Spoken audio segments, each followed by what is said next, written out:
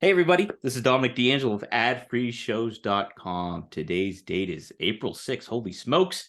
And on April 16th, we have Impact Rebellion coming up. And I'm very happy to have with me here today a man who will be competing, forming his own team against a longtime rival and Bully Ray. We have Busted Open's very own, the Innovator of Violence, and one of Impact's biggest influences, Mr. Tommy Dreamer. Tommy, thank you for joining me, man. Well, thank you for having me. Appreciate it. Yeah, absolutely. Okay. So how I kind of wanted to start this interview was Impact has been around for over 20 years via TNA and now into Impact and all that stuff. You've been a part of the producing scene, not just in Impact, but in all other types of promotions, starting back from your ECW days. What really stands out to you right now as a company with Impact, as what you're extremely proud about, maybe as you and Scott D'Amore are moving forward? The locker room. Mm-hmm. When Scott D'Amore took over, there was a lot of doubt. There was a Mm-hmm. lot of doubt, from the internet that, hey, there's this company going away.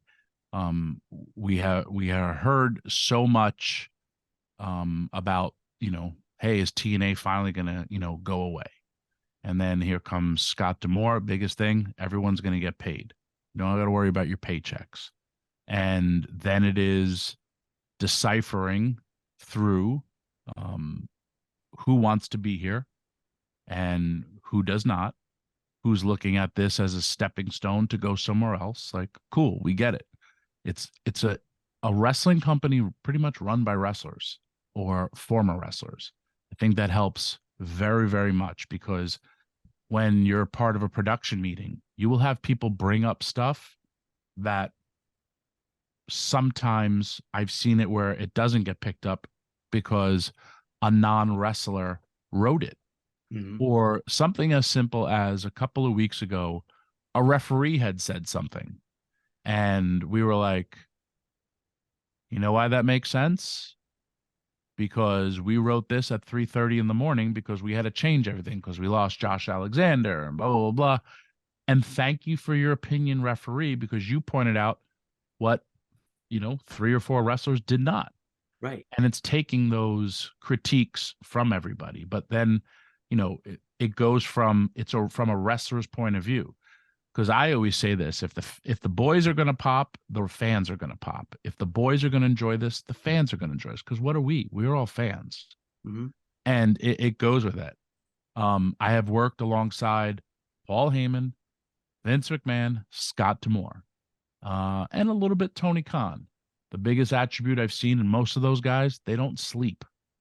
They eat, sleep, and drink the company that they work for, especially Scott. I will have, sometimes I'll be, a late night drive. Listen, Scott D'Amore has been my friend since 1995. And I don't even really like talking business unless we have to, Mm-hmm. because again, you're dealing with your friend, but then you got to talk, business. And there'll be times I'm just like talking to him and I'll be like, all right, dude, like, I just finished my drive. I drove from Boston to New York talking to him. It was like a 3 hour drive. It's 3 o'clock in the morning. And then the next day I'll see an email at 5:30 in the morning. And I'm waking up, it's 11. And I'm like, this friggin' dude, like, he's sending emails at 5:30 in the morning. And then if you respond at 11, he responds right back. But then again, there's the locker room. I see a bunch of hungry men and women that really, really enjoy working for Impact Wrestling. I've also seen, it's funny where you say how old the company is. There are wrestlers in the company that grew up watching TNA. Right. Yeah. Josh Alexander, great example. Trey Miguel, a great example. Chris Bay, a great example. These are all men that grew up with Josh Alexander, where he lived. He was like, man, and I was like, I thought this was cool. He then becomes your world champion. Trey Miguel, same way. He had pictures of him at these fan fests or at TNA autograph sessions where he stayed later to get the autograph picture with them. And now he's the champion. So this is like people's dream. Listen, there, because I grew up watching ECW, or for me, I grew up watching, Dusty Rhodes in the NWA, or WWF. There's people who's now, because of how it's been so long, this was their dream. Mm-hmm. Like, man, I want to be there. If you're a pro baseball player, there's people who like, man, I grew up watching the Tampa Rays. I want to play for the Tampa Rays. I don't want to play for the New York Yankees unless the New York Yankees are going to pay me. But it's not everybody's dream to play for said team. It's people's dream to work and impact, and it's a very, very cool environment. There's also where if situations arise that only really wrestlers can understand, Mm-hmm. it kind of helps out that situation when you're having to deal with it, for a travel situation or this situation. There's so many different things that come around. And so it's easier to deal with it, that way, because like I said, you have Gail Kim helping in the back. You have myself helping in the back. You have Scott Demore, running the whole friggin' show. So I think that's a big, big thing. And I always, whatever company I've always worked for, because of what I came from, that team mentality in ECW was like no other in the wrestling industry. Right. And then it has transpired throughout the business to where we are today. And yes, you're going to have your individuals, but we got that. We knew people's individual goals, but there was also like, it was a really cool locker room. You after a show, sometimes you're at these buildings. I know for myself, I'm at this building at 11 o'clock. And when the show ends, usually around 10, 11, I've been in this building for 12 hours. I'm probably going to have to go back to do TV and do either rewrites or whatever. And then I'll come into the lobby and all the same people that were just hanging out with each other for 12 hours are still hanging out with each other. Yeah. And that's an awesome camaraderie, as well as it helps build a successful team. And trust me, I watch a big sports guy. I watch a boatload of documentaries. And it's like, hey, we knew, Wayne Gretzky was this, but I'm watching a documentary of Wayne Gretzky and all the guys he played with. They're having dinner and all hanging out together on a day off before a game. They're not choosing to do other things. Excuse me. They're choosing to be with their family on the road. Mm-hmm. Yeah. That's what's great about it too. And you can tell that it really exudes the Impact product, like week in and week out, and how you know, you mentioned somebody like a Trey Miguel or somebody like that who had, his previous stint with the Rascals there, and then he comes back, and it's a lot. And you even see that when I would go to it was, oh my gosh, we were both there. Help me out here. Oh, WrestleCade. When we were at WrestleCade, there was I could see Trey sitting with Rich Swann and like him holding Rich Swann's baby. And like it's just like a good, very positive environment that you were saying too is like run by wrestlers. And Yeah. the can you talk about, you mentioned Scott a little bit, what makes him stand out from a booking standpoint in comparison to like a Vince or a Paul? Paul was a completely different animal. I kid. Mm-hmm. We don't have enough time to get into Paul and Paul's mindset. Paul would take everybody's opinion and use it to the best of for what was mattered for the show. Why Paul knew where my heart was in the right place, because we would have booking meetings as we were driving to the show. But Paul was very disorganized. Paul was like, I still have them in my house, like pay-per-view lineup sheets written on pizza boxes. And that's legit. Or on the back of a plate that he ate a hot dog, or I did, and we'd write the lineup and just post it on the thing. Scott likes to hear everybody's opinion. When talent come to him with an idea, he sends it to the people. He wants everyone to be heard, whether they're stupid ideas or great ideas. Hey, I think this is something. And then it's like, what does the team think? He is very unlike Paul, where he likes specific things written down Mm-hmm. and wanted them to be followed. how they're supposed to be. He doesn't mind ad-libbing, but it's every I've noticed every single person of power has their own special quirks or pet peeves, Hmm. and then you just know to stay away from them. Yeah. Vince had his, but you know, I would see them, but I didn't work. I only worked with. I mean, I worked with Vince for a lot, but it was through much different times. Yeah. Yeah. Different kind of era and everything like that.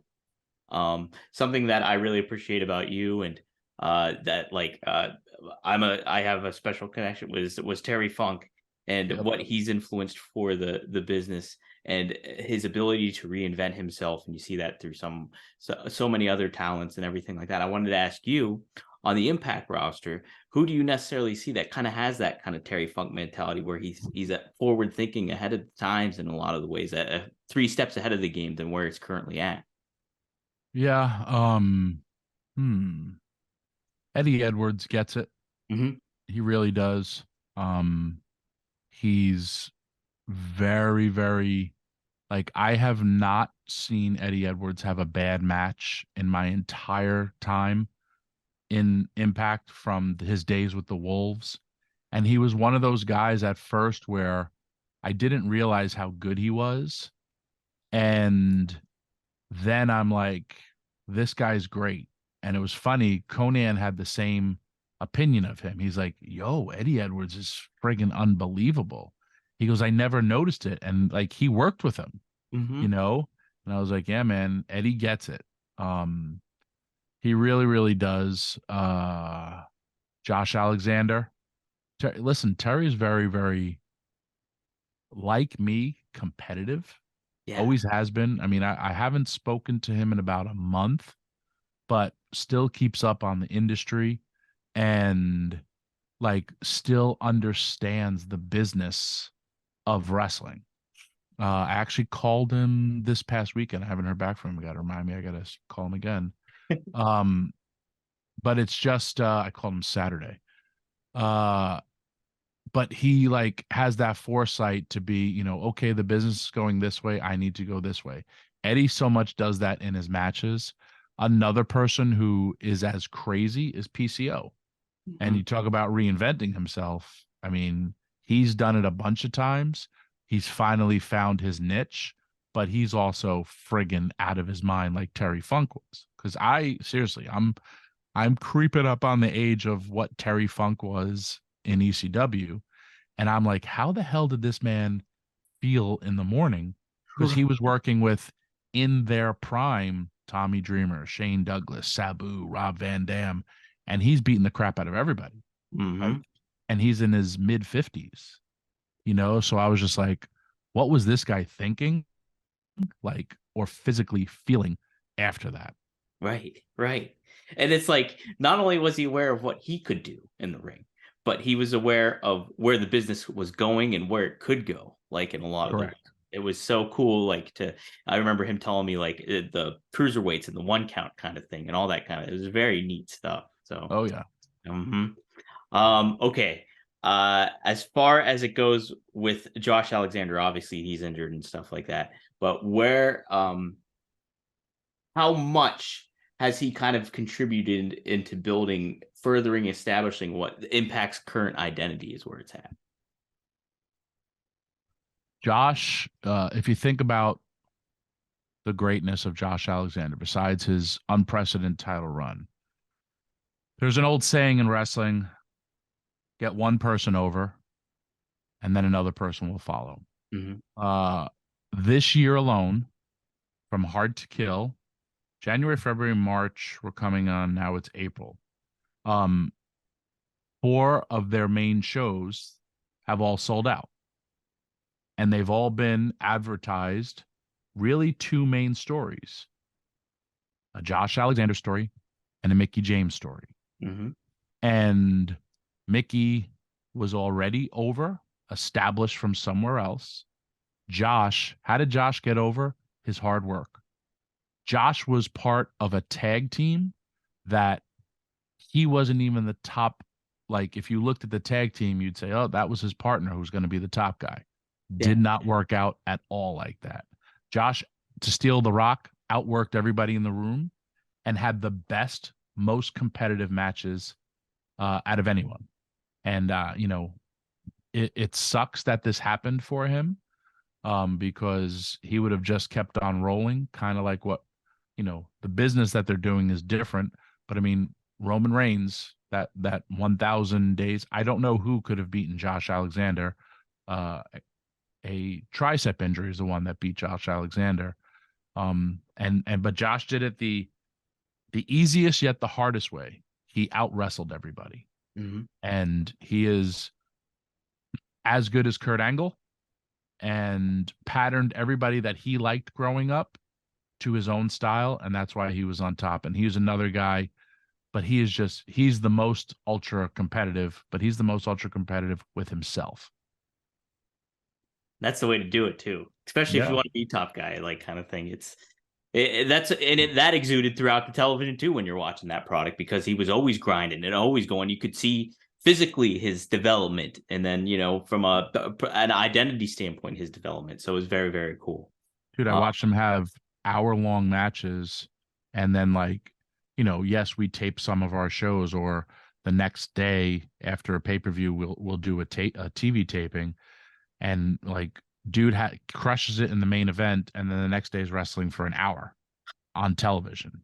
Yeah. And for what he's accomplished, and again, he's a guy who said, I used to be a fat kid and this is all I wanted to do.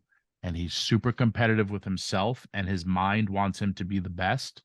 So hopefully he realizes that during his time off, because if not, it'll make him crazy or crazier.